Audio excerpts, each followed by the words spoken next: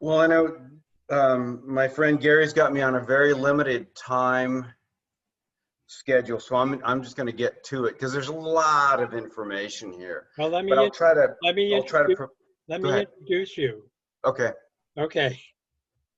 So this month we're really fortunate to have Jerry Hinkle joining us to tell us about two important climate reports, one from the House Select Committee for the Climate Crisis, and the other from the Democrats on the Senate Special Committee on the Climate Crisis. He'll orient us to these reports and inform us where to learn more, so we are prepared to speak about them with our representatives and senators in our December meetings. Jerry's been a leader with CCL since 2011. He started what is now CCL's Presenters Action Team and the Economics and Science Policy Network Action Team. He was the North California coordinator for 6 years, has served on CCL's governing board for the last 4 years, and has been the Staff Economic Research Coordinator for 3 years.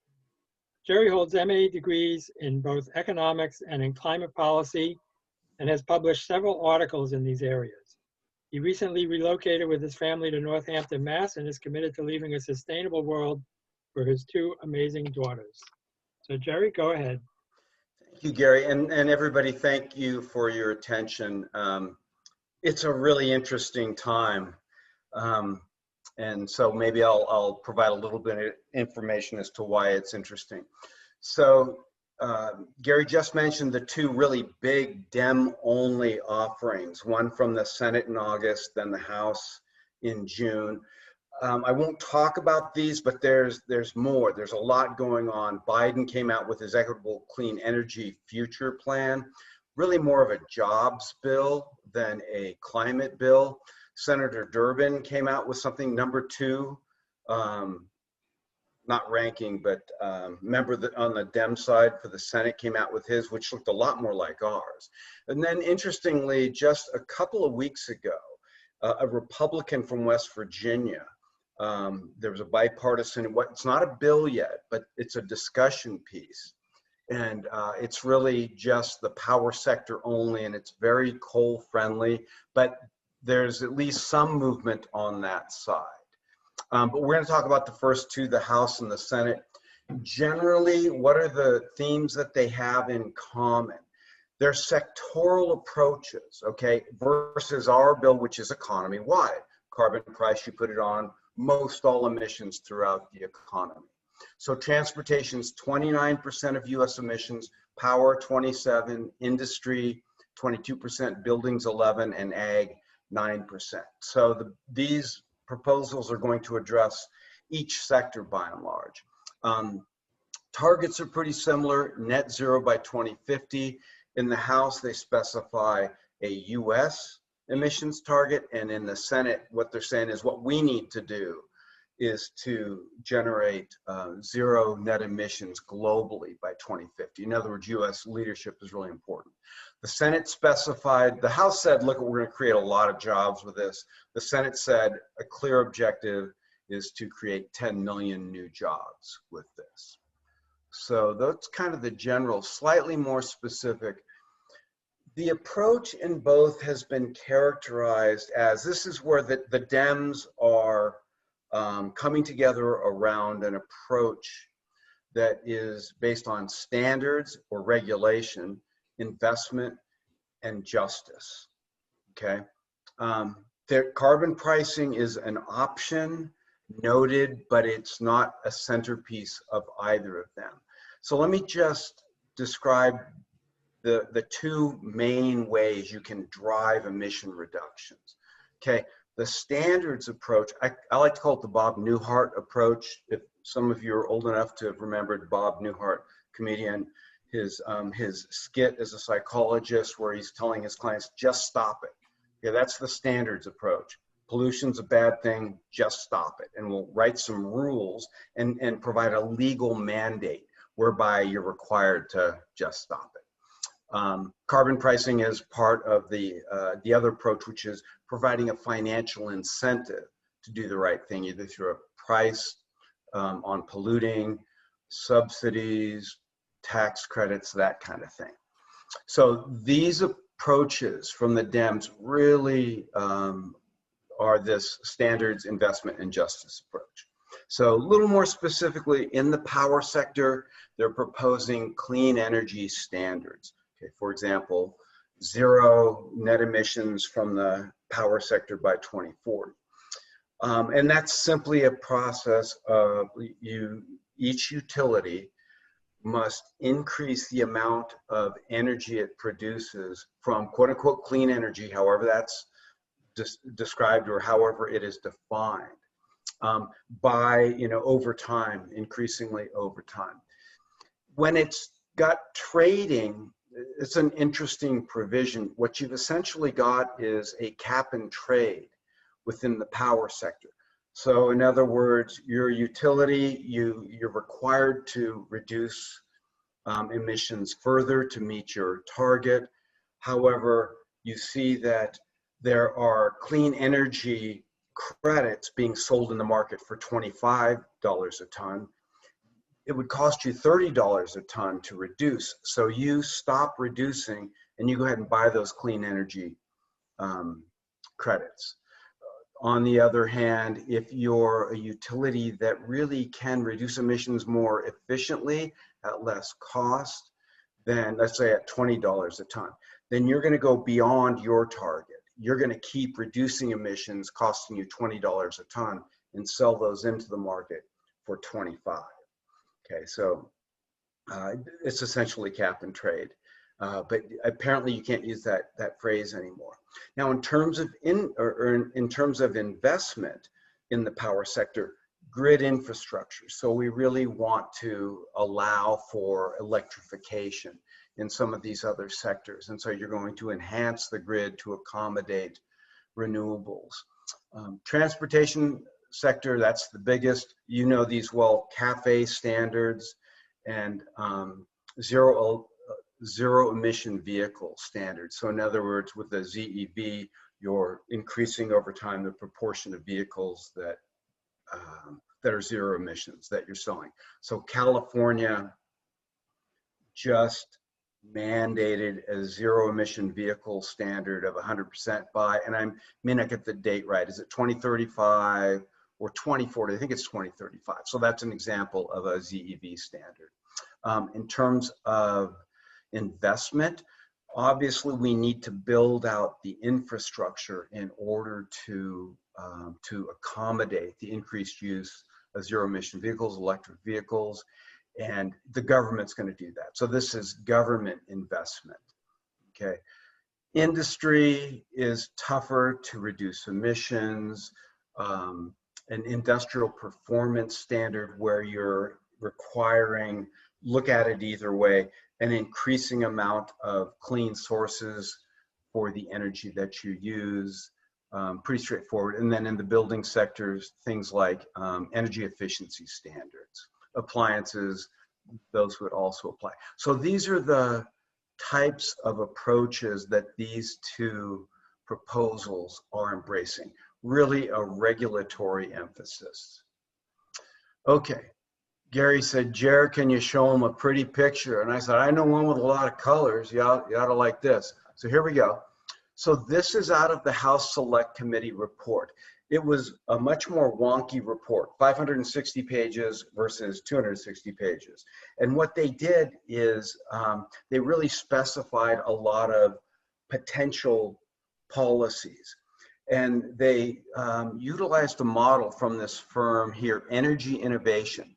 This is called the EPS, the Energy Policy Simulator.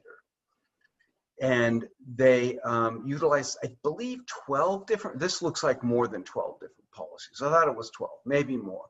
And they showed how, according to this model, these policies would reduce US emissions by 88% by 2050.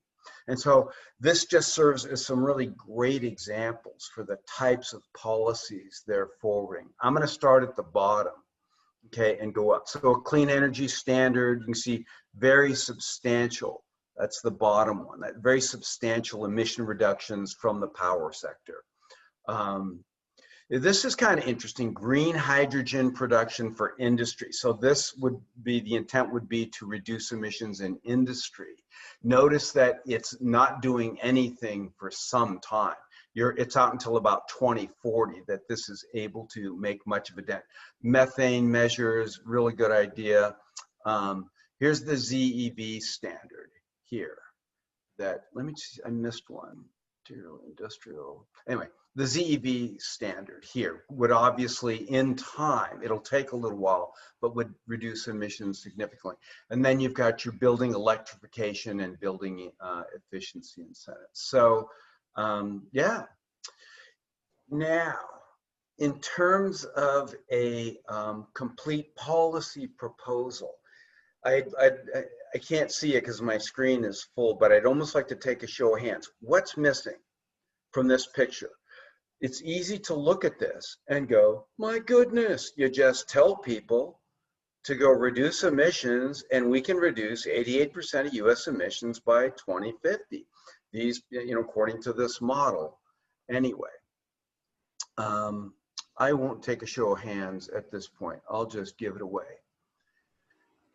In the House proposal in particular, there's no mention of, gee, what'll it cost? I think before we forward such a substantial policy before Congress, we need to get a sense of both how much it'll cost and how we're going to pay for it. Makes sense. No mention in the House bill. So what are the costs? Well, these standards, all of this change to the production process, that's going to cost firms. They're going to pass those price increases along in their products, okay? It probably will diminish their competitiveness internationally, right? Because their cost of production just went up. Okay, your electricity bills are going to go up. And if I've got this right, and I apologize if I don't, I think this was part of the Vice President Pence's response in the debate with Senator Harris. He said, your electric bills are going to go up. Okay, so that is a cost that will rise. That the House says nothing about that. Also, these investments, they're going to cost the government. Clearly a good thing, but the Senate document estimates 2% of GDP a year. That's a little over $400 billion a year. So these are costs. How to pay for it, House doesn't mention. What the Senate says, and if you're going to read one of these, I would suggest the Senate document and just the executive summary. They say something I find kind of fascinating. Geez, this is going to cost money. Can we afford it? We can't afford not to. These investments will pay for themselves in new jobs, innovation, and most importantly, avoided costs. CCL would completely agree. You can spend all this money and the health benefits we've found were $700 billion a year from a policy like ours. The climate benefits, harder to estimate, probably a couple $100 billion a year. These things will pay for themselves. But do note that in our policy, and I won't say too much about that, there is very minimal cost. Okay, you make polluting expensive, prices go up, just like with these proposals, but everybody gets a check, right? So you're able to offset those costs, and we found 68% of the populace would get a check, financial reimbursement that is greater than the increase in costs. 68% would get a financial benefit, especially the poor. So we like that about our bill. I'm going to turn it over to questions soon, but I think I want to do one more thing, and that is just do a little bit of the pros and cons of a carbon price versus a strictly regulatory approach. The big advantage to a regulatory approach is the politics. The cost of the proposal, who bears that cost, is very opaque. It's not clear. Hey, we're going to make those firms are polluting, we're going to make them go out and clean it up. And there's not a whole lot about, yeah, and your costs are going to rise and somebody's going to have to pay for this. Advantages to a carbon price, efficiency. So this is the big one for economists. When you use the market, when you make polluting more expensive, then the people who are charged the carbon price can find the least cost ways to reduce emissions. It costs less to achieve any given level of emission reductions. And as a result, it's better for the economy. The economic costs of a bill like ours is really pretty minimal.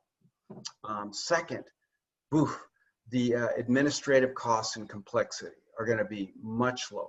You put the price on to a couple thousand entities at the source, whereas opposed to if you look at some of these regulations, there's a large bureaucratic element. There's regulations to be formulated and enforced, and it's just going to be very costly. Again, this question of who pays the higher cost, the electric rates, it's answered for us. Yes, your costs are going to rise, but you're going to get a check. And as we've seen from the household impact study, the poor on the whole really do well. 96% of the lowest quintile come out ahead. We think that's a really good thing. And I think Dems and Republicans see a need to address some of these justice and inequity issues. Now, finally, and for us, this is really important. We think it's really important to have a broadly supported bill that's got participation on the right, so that it doesn't fall the way of the Affordable Care Act. It's interesting. I was just on a call with Senators Murkowski and Whitehouse, and they very much underlined this. Murkowski was very clear. If this is not bipartisan, you're going to go through the same thing. Every 2 years, you're going to have a fight on your hands to overturn it. So we think it's important because the US is 1/7 of global emissions. The rest of the world is 6/7 of global emissions, okay? It's critical that we face the rest of the world and say, we're in it for the long haul here. You can count on us. We're not backing out in 2 years. And so the more broad the support of the policy, the better. So clean energy investment is a very good thing, and it's consistent with optimal climate policy. We think it's appropriate not to lead with it, that the bulk of the work, the heavy lifting, if you will, gets done by a carbon price. So let me just talk a little bit about what's next, because Murkowski and Whitehouse just talked about it. Interesting. Whitehouse made clear, let's assume that Biden and the Dems control the Senate. It's still not going to be easy to get something through the Senate, and that's where the bottleneck's going to be, right? If you can get through the Senate, then I think we worry about the House later. That should be a much easier achievement. So the Senate, 60 votes, pretty unlikely. So that means it's either going to have to go through the reconciliation process where it needs 50, or to do away with the filibuster. And let's put that last one on hold. Let's talk about reconciliation, because Whitehouse just came out and said, we're going there. We'd love something bipartisan. If we can't get it, we're going reconciliation. Okay. And he was asked what type of bill could make it through reconciliation. It's something that impacts the budget. It's not regulation. It is a carbon price.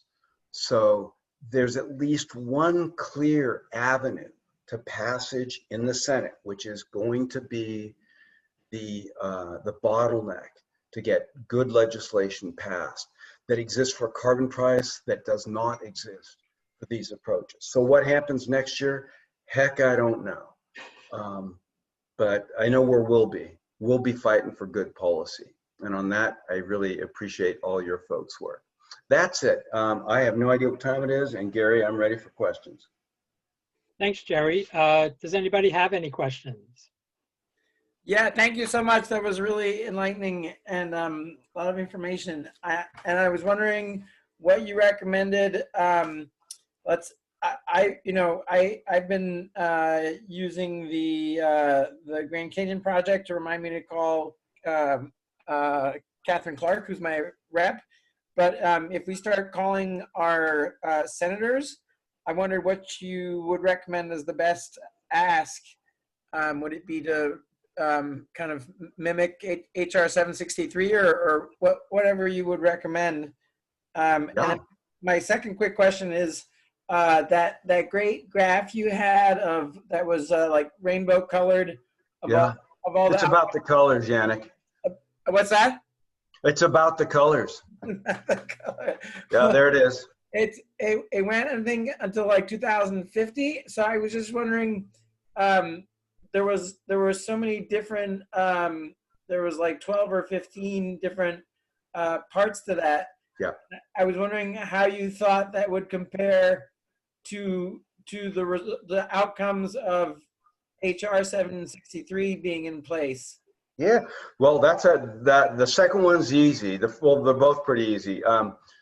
So in terms of asks, the DC team is now formulating those, and they'll formally come out in our December conference. So I know you'll be there. Let me not front run that because they're still in formulation.